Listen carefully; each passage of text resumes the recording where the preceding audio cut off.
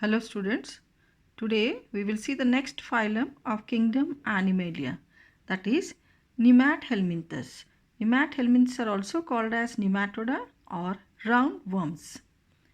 Roundworms or wireworms, because they are long, they are also called as wireworms, are found in fresh water and seawater and in soil. They also exist as parasites in plants and animals. So that means they live freely as well as they are living on another animals or plants for their food. So they are also parasites. They have a soft, cylindrical, unsegmented body without a body cavity. The body is bilaterally symmetrical. So they are all soft. So now you can see this worm is called as ascaris. It is quite soft and there are no segments or lines on this. So it is not segmented or unsegmented and without a body cavity. So it doesn't have any cavity inside its body. Okay. And this is bilaterally symmetrical. That means if you lengthen it, you can cut it as only from top to bottom. You will cut into two halves, but not from the center. They have a mouth at one end through which the food is pulled in. The anus is present at the other end of the body. So they have what? The mouth and the mouth at one end, and at the other end there is another opening called as the anus. Okay. So the food enters through the mouth, goes through the body and then comes out through the anus as the waste. Okay, these are the features of nematoda. Now some common examples of roundworms are ascaris. So the one which you have seen is ascaris. This ascaris is a parasite inside the intestines of humans. Hookworms and pinworms, all these are parasites in man.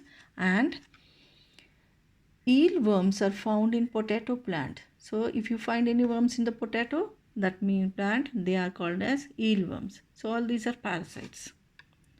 The next phylum is Annelida. They are called as segmented worms. Now their body is divided into many segments. That means from the top, you have seen the earthworm. From the top you can see there are lines. So these lines are all segments. That means the body is divided from outside till inside into different segments.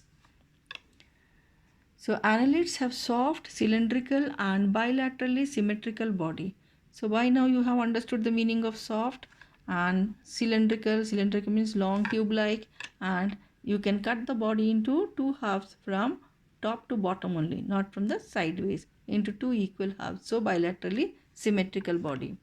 Their body is divided into segments which help in movement. So if you see, I think all of you have seen the earthworms outside in the school garden at least. So they have segments. So these segments help them to move on the earth. They have a body cavity called as coelom. So they have inside them, they have a cavity. So that cavity is called as coelom. Okay.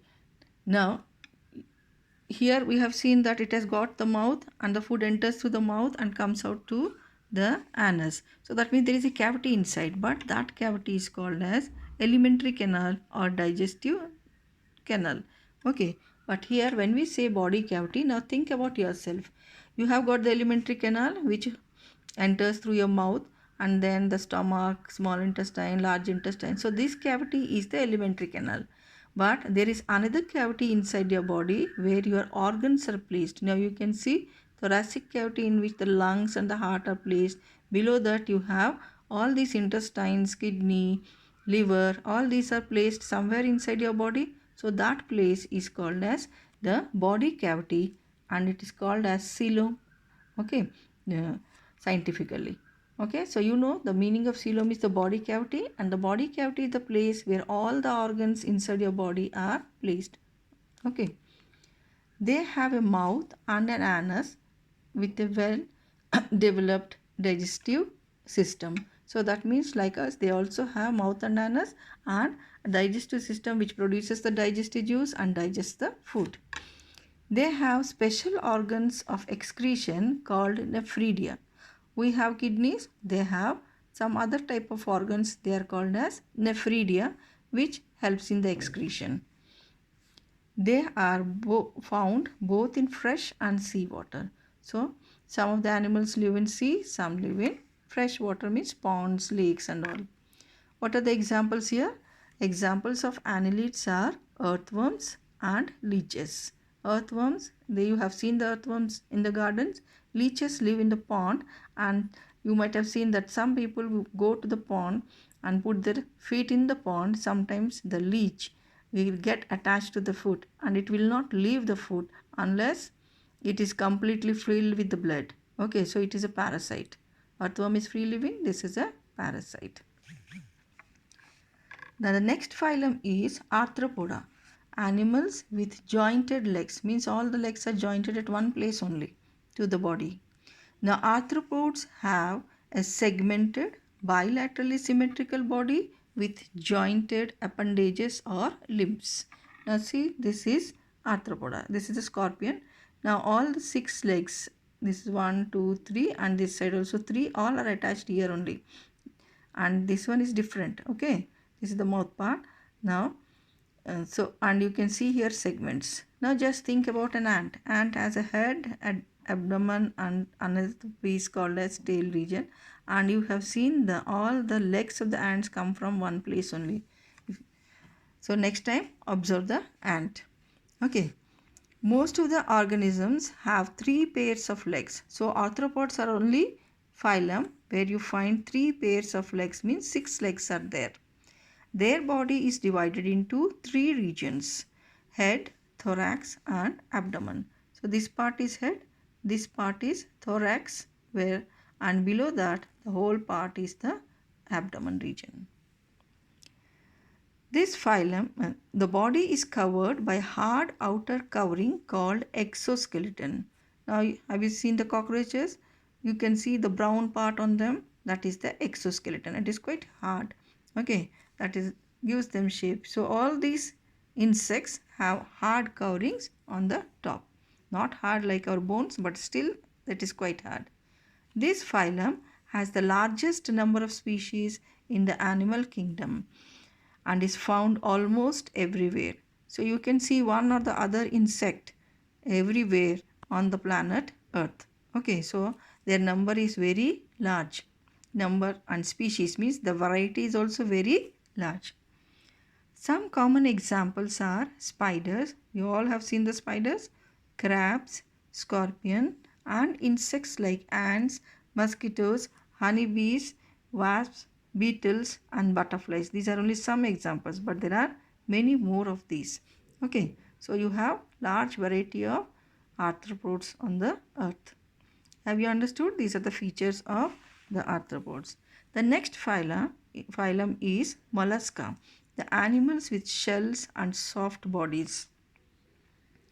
Mollusks are found in fresh water, sea water, and also on land. So you find these on all the 3 places. They have a soft, unsegmented body protected by one or more hard shells. So these animals have very soft body. You have seen the snail, the body is very soft, but they have a shell on the top like this, or you collect the cells on the seashore. There are cells like this also which open. Then there is no segment on the body. So this is unsegmented, soft body and has a shell. They have a soft muscular foot which helps in locomotion. So this part is called as foot. So that helps in the locomotion. Locomotion means movement from one place to another. Some common examples are snail, slug, mollusks, oysters, cuttlefish and octopus. So all these belong to mollusks, but octopus doesn't have any shell on it. You have seen the octopus, isn't it? Now what are slugs? Slugs are mollusks that do not have shell or may have only very reduced internal shell. So in case of slugs also we don't find any shell like this. Okay.